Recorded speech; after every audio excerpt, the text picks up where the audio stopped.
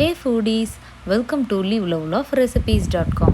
இன்றைக்கி நம்ம சேனலில் நம்ம பார்க்க போகிற ரெசிபி என்னென்னு பார்த்தீங்கன்னா மொச்சை குழம்பு எப்படி செய்கிறதுன்றது தான். இது ரொம்பவே டேஸ்டியாக இருக்கும். இந்த மொச்சை கூடையே நம்ம கொஞ்சமாக பிரிஞ்சாலும் ஆட் பண்ணி செஞ்சோம் அப்படின்னா டேஸ்ட்டு செம்மையாக இருக்கும். வாங்க இது எப்படி செய்யலான்றது பார்க்கலாம். ஃபர்ஸ்ட் இந்த மாதிரி ஒரு ப்ரெஷர் குக்கரில் ஓவர் நைட் சோக் பண்ணி வச்சுருக்கிற அல்லது 7 to 8 ஹவர்ஸ் சோக் பண்ணி வச்சுருக்கிற மொச்சையை ஆட் பண்ணிக்கலாம். நல்லா மொச்சையை ஒரு வாட்டி அலசி தண்ணி எல்லாத்தையும் ஊற்றிட்டு புதுசாக இந்த மாதிரி தண்ணியை ஃபில் பண்ணி வேக வச்சு எடுத்துக்கோங்க. மொச்சை முழுகிற அளவுக்கு மட்டும் தண்ணி ஊற்றிக்கிட்டால் போதும், ரொம்ப அதிகமாக தண்ணி ஊற்ற தேவையில்லை.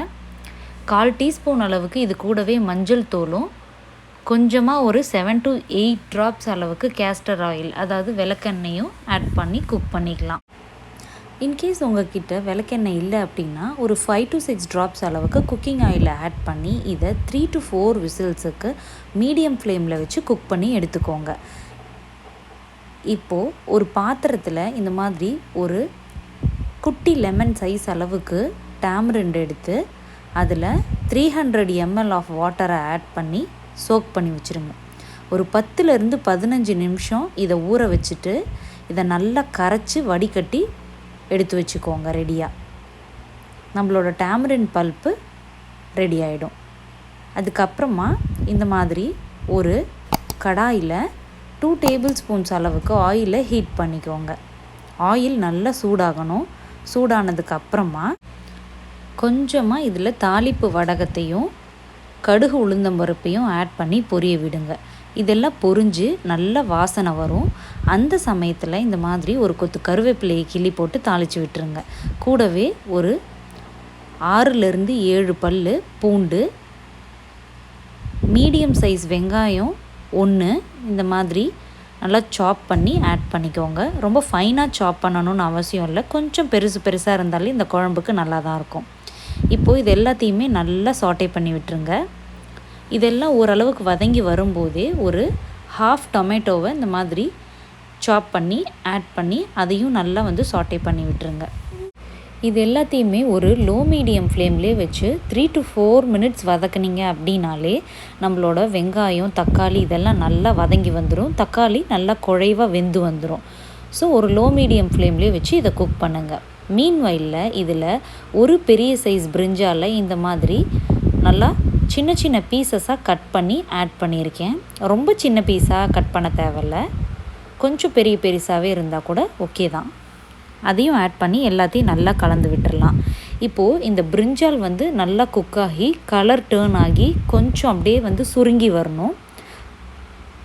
இந்த ஸ்டேஜுக்கு வந்ததுக்கு அப்புறமா நீங்கள் ஃப்ளேமை சுவிட்ச் ஆஃப் பண்ணிவிட்டு இதை இறக்கி வச்சிடலாம். நம்ம குழம்புல இதை ஆட் பண்ணணும், அதனால் இப்பொழுதைக்கு இதை வெளியில் எடுத்து வச்சிடலாம். இப்போது இந்த மாதிரி நம்ம ஊற வச்சுருந்த புளியை நல்லா கரைச்சி அதோட தண்ணியை மட்டும் நல்லா ஃபில்டர் அவுட் பண்ணி வச்சுருக்கிறேன். ஸோ இப்போது கிட்டத்தட்ட 300 ml ஆஃப் புளி தண்ணியில் இந்த மாதிரி சாம்பார் பவுடர் இருக்கு இல்லையா, நம்ம வீட்டில் யூஸ் பண்ணுற சாம்பார் பவுடர், அது ஒரு 2.5 டேபிள் ஸ்பூன்ஸ் அளவுக்கு ஆட் பண்ணிக்கலாம். கூடவே இந்த ப்ரிப்பரேஷனுக்கு தேவையான உப்பையும் ஆட் பண்ணிவிட்டு இதை நம்ம ரெடி பண்ணி எடுத்து வச்சிடலாம். இப்போ நம்மளோட குக்கரை ஓப்பன் பண்ணி பார்த்துடலாம். நம்ம வேக வச்ச மொச்சை பார்த்திங்கன்னா ஒரு 90% குக் ஆகிடுச்சு. இந்த அளவுக்கு குக் ஆனால் நம்மளுக்கு போதும். ஏன்னா நம்ம குழம்ப கொதிக்க வைக்கிறோம் இல்லையா, அந்த ஒரு 10 மினிட்ஸில் இது இன்னும் நல்லா குக் ஆகிடும். இப்போ நம்ம ரெடி பண்ணி வச்சுருந்த அந்த புளி தண்ணியை ஆட் பண்ணிடலாம். பண்ணிவிட்டு இது எல்லாத்தையும் நல்லா கலந்து விட்டுருக்கோங்க. மீடியம் டு ஹை ஃப்ளேமில் வச்சு கொதிக்க விடுங்க. பாருங்கள், இந்த மாதிரி நல்லா கொதிச்சு வரணும். ஒரு 2 to 3 மினிட்ஸ் இந்த மாதிரி நல்லா கொதிச்சு வந்ததுக்கப்புறமா கரண்டி போட்டு நல்லா கலந்து விட்டுக்கிட்டே இருங்க. இது ஒரு 3 to 4 மினிட்ஸ் நல்லா இந்த மாதிரி கொதிச்சதுக்கப்புறமா நம்ம வதக்கி வச்சுருக்கிறோம் இல்லையா, வெங்காயம் தக்காளி பிரிஞ்சால் அதெல்லாம் ஆட் பண்ணிக்கலாம். ஆட் பண்ணிவிட்டு இதை நல்லா கலந்து விட்டுருங்க. சீசனிங் ஒரு வாட்டி செக் பண்ணிக்கோங்க. இன்கேஸ் உங்களுக்கு உப்பு காரம் பத்தலை அப்படின்னா நீங்கள் இந்த ஸ்டேஜ்லேயே உப்பு காரம் இதெல்லாம் ஆட் பண்ணிக்கலாம். இதை நல்லா கொதிக்க விடுங்க. இந்த குழம்பை இப்படியேவும் அப்படியே ஒரு 5 மினிட்ஸ் நல்லா கொதிக்க விட்டுட்டு அதுக்கப்புறமா சர்வ் பண்ணிடலாம். இன்னும் கொஞ்சம் எக்ஸ்ட்ரா டேஸ்ட் வேணும் அப்படின்னா இந்த மாதிரி 2 டேபிள் ஸ்பூன்ஸ் அளவுக்கு தேங்காயில் 1 டீஸ்பூன் அளவுக்கு சோம்பு ஆட் பண்ணி கொஞ்சமாக தண்ணி ஆட் பண்ணி நல்லா ஃபைன் பேஸ்ட்டாக கிரைண்ட் பண்ணி அதை இந்த குழம்புலையே ஆட் பண்ணி நல்லா கலந்து விட்டுருங்க.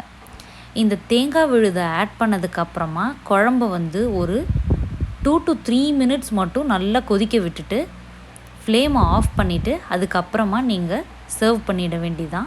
சூப்பரான மொச்சை குழம்பு ரெடி ஆயிடுச்சு. இந்த ரெசிபியை நீங்கள் கண்டிப்பாக ட்ரை பண்ணி பார்த்துட்டு எப்படி வந்ததுன்றத கண்டிப்பாக கமெண்ட்ஸில் சொல்லுங்கள்.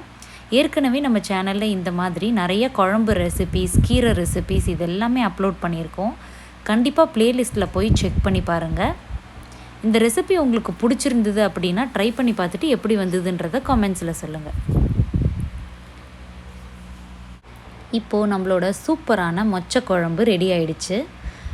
சாதத்தோட இதை பிசைஞ்சு சாப்பிடும்போது ரொம்ப டேஸ்ட்டாக இருக்கும். இட்லி தோசைக்கு கூட இதை நம்ம மேட்ச் பண்ணிக்கலாம். கண்டிப்பாக இந்த ரெசிபியை ட்ரை பண்ணி பார்த்துட்டு எப்படி வந்ததுன்றதை சொல்லுங்கள். நம்ம சேனல் உங்களுக்கு பிடிச்சிருந்ததுன்னா மறக்காமல் சப்ஸ்கிரைப் பண்ணுங்கள். தேங்க்ஸ் ஃபார் வாட்சிங்.